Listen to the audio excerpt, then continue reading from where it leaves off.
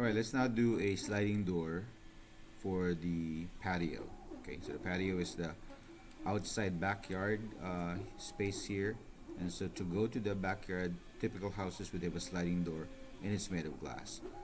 They are wide, so the double door glass doors typically are going to be 36, more than 36 inches on each side. So to do that, it's the same thing.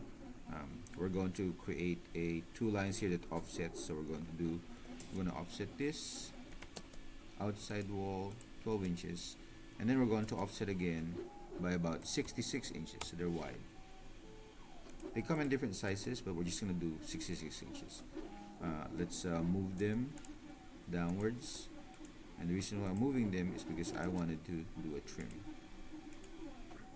to open it up. Okay, so I know that this is 66 inches, so I wanted to add 2 more inches to that 66 for each door. So a 33 on this door. Okay, the measurement here is 66. So half of that one would be 33. Okay, and adding 2 inches to the 33 will give me 35. Okay, so we're going to do a rectangle, and we're going to do a 35 tab, and we're going to do a 3-inch instead of 2. Okay, there you go. And then we're going to move that this corner. Okay, and what we're going to do is we're going to draw a line in the middle from midpoint to midpoint, and also make a box here. So I'm going to explode this first, and I'm going to offset by 3 inches.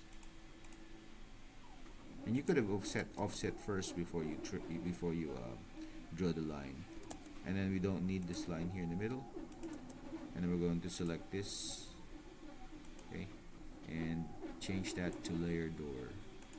Okay, so that's going to be your sliding door with the line in the middle and a little thick by 3 inches. We also wanted to maybe group them or make it a block, okay, so that they're just one piece. So I'm going to now copy that and make a copy here, and they already overlap, and then slide that over by just a little bit. Okay, and because this one is an outside area and this is the inside area, inside the house, outside the house, we're going to draw a line here. Okay, and we're going to do or match the property of a wall, so it's a little bit thick. Okay, you might see it something like this, and that's fine. There's going to be an overlap there, but that's basically how to do this sliding door. We have a line in the middle because it's made of glass and it is a little bit thicker, 3 inches, for sliding doors.